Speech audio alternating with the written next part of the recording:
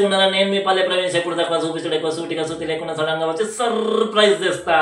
ఇక ఇవాళ దిల్ ధార్ ముచ్చట్లకు స్వాగతం సుస్వాగతం. మీరు చూస్తున్నారు పీపీఆర్ మీడియా. ఎప్పట్లాగానే ఇవాళ అన్న అక్కన తమ్మున్న చెల్లెన ఎవరిని పట్టుకొచ్చినా ఎట్లా పట్టుకొచ్చినా ఎట్లకి వెళ్ళి వచ్చినాను. ఈ పూరానికి కాలు నిలవదు మనసు నిలవదు అనుకుంటున్నా. ఆషాఢం పోయింది, శ్రావణం వచ్చింది.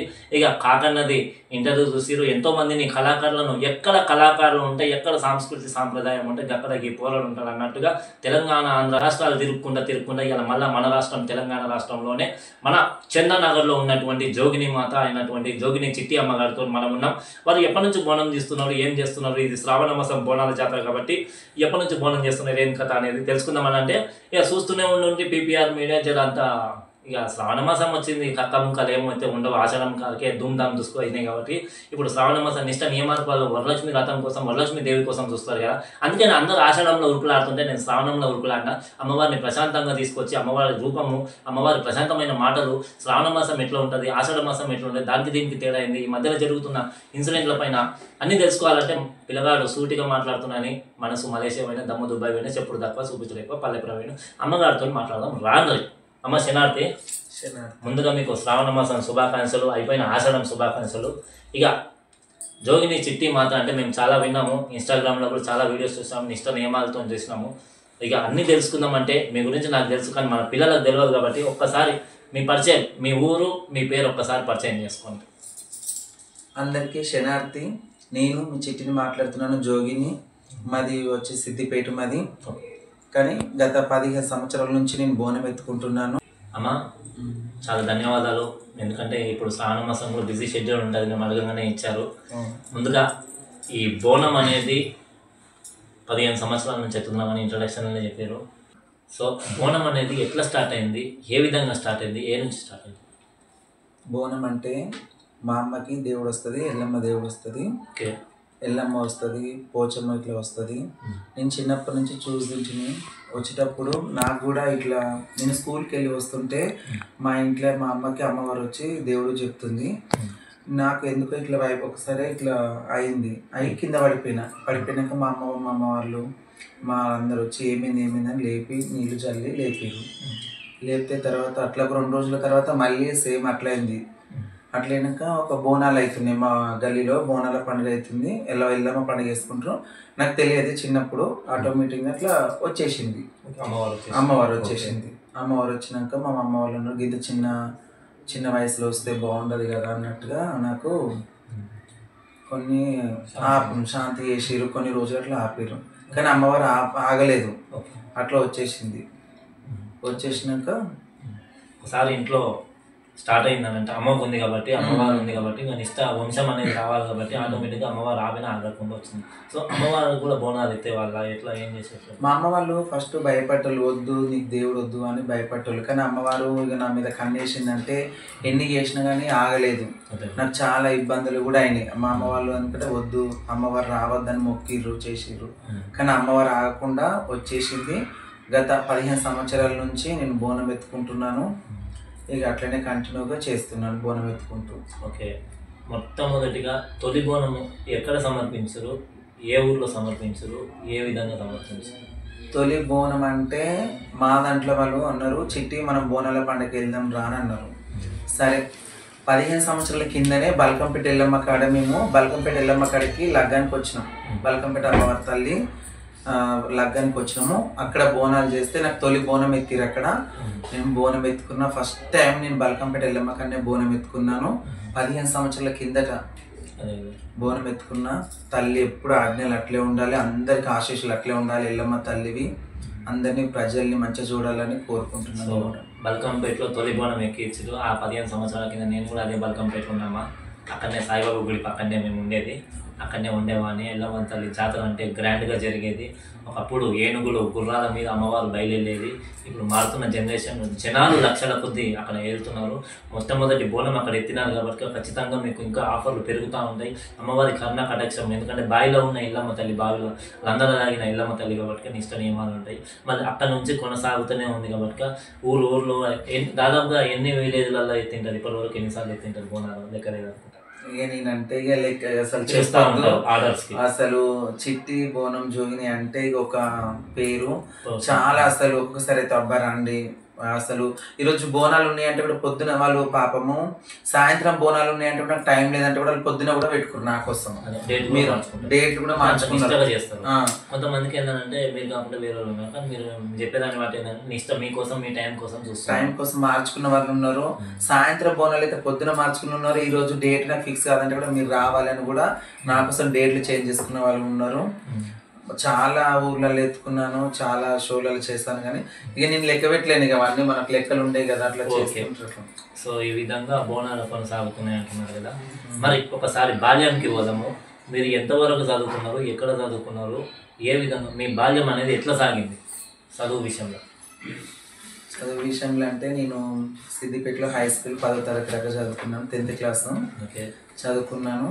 ఎందుకంటే ఎంత చదువుకున్నా కానీ అమ్మవారు ఇట్లా నాకు డప్పు సప్పిన వస్తే నాకు ఇట్లా అమ్మవారు వస్తుంది, ఇట్లా నాకు ఏడుపు రావడము. ఫస్ట్ ఇట్లా డప్పుల సప్పిన వస్తే బోనాలు ఇట్లా వస్తే ఏడుపు రావడము.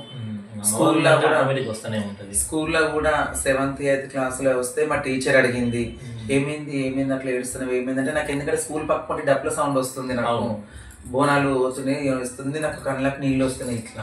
అప్పుడు స్టార్ట్ అవుతుంది స్టార్టింగ్ అట్లా. నేను చిన్నప్పటి నుంచి నాకు 8th 9th క్లాసులనే దేవుడు రావడం స్టార్ట్ అయింది. సో 10th క్లాస్ వరకే చదువుకున్నారా ఇంకా చదువుతారా? లేదు ఏమి ఇక అప్పటికే కొంచెం మాకు ఇళ్ళకి వచ్చేసిన నేను. ఇప్పుడు సిద్దిపేట అంటే పొలాలు ఇవన్నీ ఉంటాయి, మీరు రైతుల కుటుంబమేనా నార్మల్ కుటుంబం? నార్మలే, మాకు వ్యవసాయం ఇట్లా ఏం చేస్తున్నారు మమ్మీ డాడీ? కూలి పని చేసుకుంటారు. మమ్మీ మార్కెట్లో కూరగాయలు అమ్ముతుంది, డాడీ అది కూలి పనికి వెళ్తాడు, లేడు ఇప్పుడు. ఓకే పర్లేదు. ఇప్పుడు ఇక్కడ వచ్చి 15 సంవత్సరాలు అయినా ఊరికి వెళ్తుంటారు వస్తుంటారు, ఊర్లలో కూడా బోనాలు తీపిస్తుంటారు. ఇక సిద్దిపేటలో అంటే ఇక చిట్టి వచ్చిందంటే ఇక సంతోషం. ఇంకా ఏ ఊళ్ళో ఇప్పుడు ఏ తల్లికి ఆ పిల్ల ముద్ద అన్నట్టు మన ఊరికి మన ముద్ద అన్నట్టు ఉంటుంది. కాబట్టి మరి దాదాపుగా గోల్కొండ బోనాలు, ఈ యొక్క సికింద్రాబాద్ బోనాలు, లాల్ దర్వాజా బోనాలు అన్నీ కూడా మీరు ఎత్తుతుంటారు కదా. ఈ చందానగర్లో కూడా ఎత్తుతుంటారు కదా. ఈ చందానగర్లో పరిస్థితి ఏంటి, ఎట్లా ఎత్తుతుంటారు, ఏ విధంగా, ఎక్కడ కమిటీ నుంచి ఎత్తుతుందా ఎట్లా? అంటే ఇక్కడ చందనగర్లో మా గురువు ఉంటుంది, ఓకే, సదమాలకమ్మ అని, ఆర్ఆర్ డిస్ట్రిక్ట్ సదమాలకమ్మ అని ఉంటుంది. ఆమె చాలా ప్రతి ఇయర్ మస్తు గ్రాండ్గా తీస్తుంది. మొన్న కూడా రీసెంట్ కూడా తీసినాం, శ్రావణం స్టార్టింగ్లోనే తీసినాము. ప్రత్యేకంగా బోనం అనే గుడి అనేది ఉంటుంది ఇక్కడ, పోచమ్మ గుడి ప్రత్యేకంగా ఉంది పక్కన, తీసినాము. సంతోషం అనిపిస్తుంది కదా. ప్రతి ఇయర్ మా గురువు సదమాలకమ్మ, ఆర్ఆర్ డిస్ట్రిక్ట్ సదమాలకమ్మ ప్రతి ఇయర్ తీస్తుంది. ఆమె కూడా చాలా భక్తి. పోచమ్మ గుడి ఉంది, ఎల్లమ్మ గుడి ఉంది, ప్రతి ఇయర్ ఉంది. మీరు కూడా తీసుకుంటారు. సో కమిటీ వాళ్ళ ఆదరణ కానీ ఎట్లా ఉంటుంది, రెస్పాన్స్ కానీ మీరు బోనం తీసినప్పుడు? మాకు ఓకే రెస్పాన్స్ ఇట్లా అంతా బాగానే ఇస్తారు. మాకు ఇన్వైట్ చేసిన కాడికి కూడా బాగానే రెస్పాన్స్ ఉంటుంది, రెస్పెక్ట్ ఉంటుంది. మా దాంట్లో కూడా మేము చాలా మంచిగా చేసుకోక, అమ్మవారికి అని అంటే అమ్మవారిలో మేమే అన్నట్టుగా మాది, అసలు అమ్మవారు మేమే అన్నట్టుగా అయిపోతాం ఆ టైంకు. అమ్మవారు వాళ్ళందరూ అనుకుంటారు మీరే అమ్మవారు లెక్క ఉన్నారు అమ్మ అని ఇట్లా చేస్తారు, కానీ దేవుని దయ వల్ల ఆ టైంకు మేమే అమ్మవారి లాగా ఉంటాము. సో 10వ తరగతి వరకు చదువుకున్నారు. 10వ తరగతి అప్పుడే అమ్మవారిని డప్పు సప్పులు వినిపిస్తే ఆగకుండా వచ్చేసింది, అలా కొనసాగుతూ ఉంది బోనాల జాతర. సాధారణంగా బోనం అంటే మనం చాలామందికి బోనాలు అంటే ఏదో బోనాల పండుగ వచ్చింది ఆడుతురు పాడుతురు అంటారు. బోనం కుండలో ఏం వండి పెడతారో, అసలు అమ్మవారికి ఏం ఎక్కుతుంది, ఏమేమి పలహారాలు చేస్తారో ఒకసారి చెప్తారండి. ఏమేమి పలహారం అంటే అమ్మవారికి నైవేద్యం అంటే బెల్లం అన్నం వండుతాము, నైవేద్యము పెరుగు పచ్చగూర అలా వండుతాము, అమ్మవారికి ఎక్కిస్తుంటాము. ఎందుకంటే అమ్మవారికి ఎక్కటివి అవే కాబట్టి ఇష్టం ఏమంటారు. మళ్ళీ తొలి బోనం కూడా ఫస్ట్ టైం కూడా వాళ్ళు గుళ్ళే పంతులు కూడా మా బోనాలే నైవేద్యం ఫస్ట్ మావే ఎక్కిస్తారు. అవును వాస్తవం, అవి ఎక్కుతుంటాయి. సో అంత నిష్టగా మీరు బోనాలు ఎత్తుతుంటారు. ఆషాఢం శ్రావణం బోనాలు వచ్చినాయంటే జోగిని మాతల కోసం పరిగెడుతుంటారు జనాలు. ఒక పక్కన చెడు ఉంటుంది, మంచి ఉంటుంది. సో మీ జీవిత అంతరంగంలో అంటే మీరు బాల్యం ఊహ తెలిసిన కాడ నుంచి, అమ్మవారు వచ్చిన కాడ నుంచి, బోనం ఎత్తిన కాడ నుంచి కష్టం ఉంటుంది, నష్టం ఉంటుంది, బాధ ఉంటుంది, సంతోషం ఉంటుంది. మీరు ఇట్లా బోనాలు ఎత్తేటప్పుడు బాధ అనిపించినటువంటి విశేషం ఏమైనా ఉందా? అంటే అలాంటి రోజు ఇట్లా బాధ అనిపించింది, అమ్మవారికి ఇట్లా చేయకూడదు, ఈ విధంగా చేస్తే బాగుంటుందని బాధపడిన రోజు ఏదైనా కమిటీ సభ్యుల ద్వారా కానీ, ఇప్పుడు ఆకతాయిలో వెంటబడినప్పుడు బోనం ఎత్తడం చాలామంది చిరాకు పడుతూ ఉంటారు మనం అమ్మవారిలో ఉన్నప్పుడు. అట్లాంటి పరిస్థితుల్లో ఏమైనా బాధపడ్డ సందర్భం ఏమైనా ఉందా? ఫస్ట్ ఆఫ్ ఆల్ అయితే నేను బాధపడ్డది ఏం లేదు.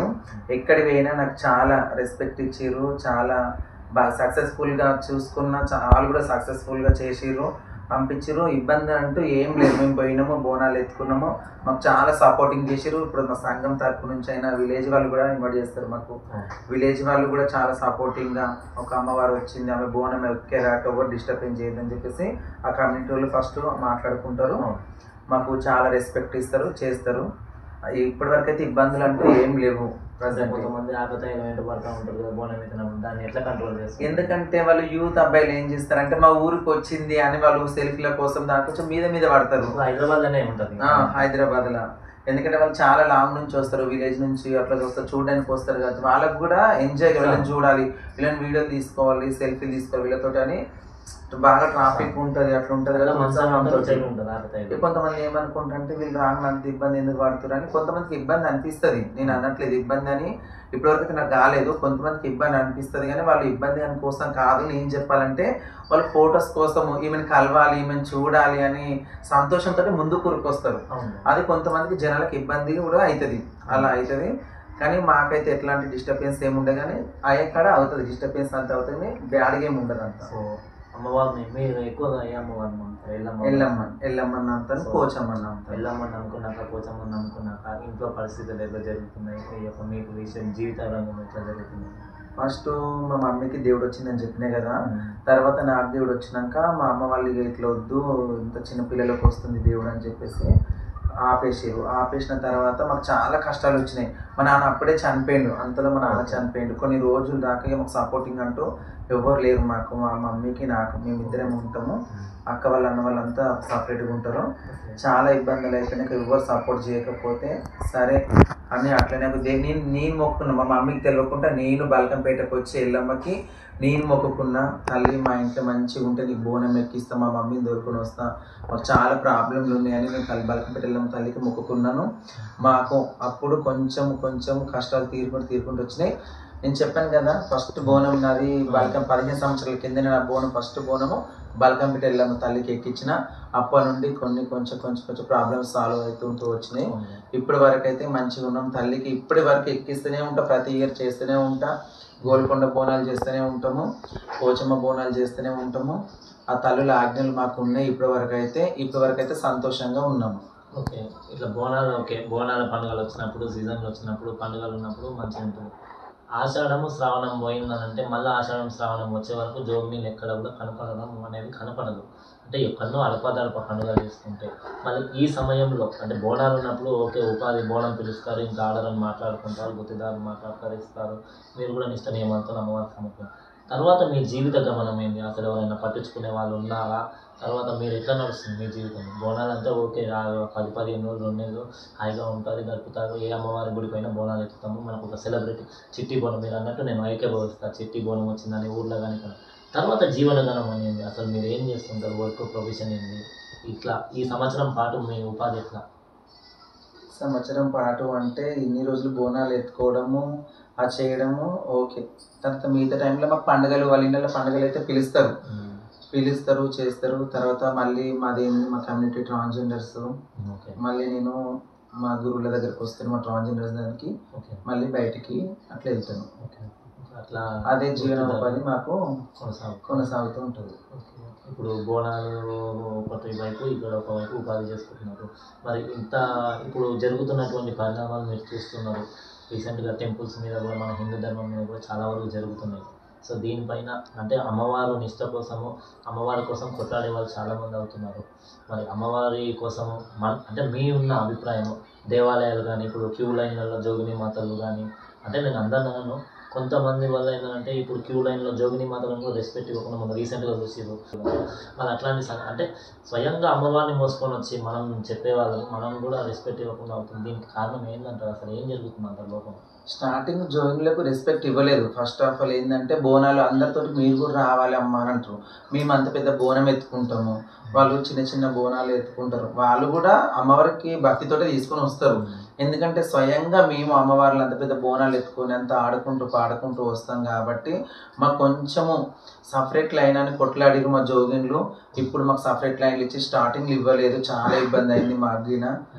ఎందుకంటే మేము అంత బరువు ఎత్తుకొని అంత బోనాలు ఆడుకుంటూ పాడుకుంటూ వస్తాం కాబట్టి అమ్మ మీరు కూడా క్యూ లైన్లో కట్టుకుంటూ రండి అమ్మ అని అంటారు. మేము అంటాం కూడా చాలా మాకు అదేమంటారు అంత పెద్ద బోనం కదా కొంచెం సపరేట్. ఇప్పటికీ మాకు సపరేట్ దర్శనం అంటే లేదు మీదేం సపరేట్ కాదమ్మా మీరు కూడా అందరితో రాని అని అంటారు. దీని మీద మీ అభిప్రాయం అంటే ఏం చెప్పాలనుకుంటున్నారు? బోనాలు తీసేటప్పుడు ఇప్పటికైతే బాగుంది అంటున్నారు కదా, ఇంకా మార్పులు చేర్పులు ఏమైనా కోరుకుంటున్నారా? ఈ యొక్క దేవాలయంలో మేము బోనాలు ఎత్తుకొని కష్టపడి ఆడుకుంటా పొలిటికల్ లీడర్ల దగ్గర కూడా తీస్తారమ్మా బోనాలు, వాళ్ళు కూడా పిలుస్తారు. వాళ్ళ దగ్గర మర్యాద ఎట్లా ఉంటుంది? సాధారణంగా పొలిటికల్ అంటే ఇంకా డ్రింకింగ్ కక్క ఉంటుంది, ముక్క ఉంటుంది, ఆట ఉంటుంది, పాట ఉంటుంది. సో మీకు ఎట్లా రెస్పాన్స్ ఉంటుంది అసలు? మాకు పొలిటికల్ దగ్గరికి పోతే ఫస్ట్ ఆఫ్ ఆల్ మా ముందట అట్లా ఏమి ఉండదు, వాళ్ళ తర్వాత చేసుకుంటారు ఎంజాయ్ ఏమో, కానీ మా బోనం అంతా చేసే వరకు మంచిగానే ఉంటారు, రెస్పెక్ట్గానే ఉంటారు. చాలా పొలిటికల్ దాంట్లో కూడా ఎత్తుకుంటాను నేను. కానీ ఇప్పటి వరకు అయితే ప్రజెంట్ అవి ఏం లేవు. మంచిగా పోయినంత వరకు అయ్యో చిట్టి బోనం వచ్చింది ఆమె పోయినాక ముచ్చట వేరే ఏమో, కానీ నున్నంతసేపు మంచిగా రెస్పెక్ట్గా ఉంటారు వాళ్ళు పొలిటికల్.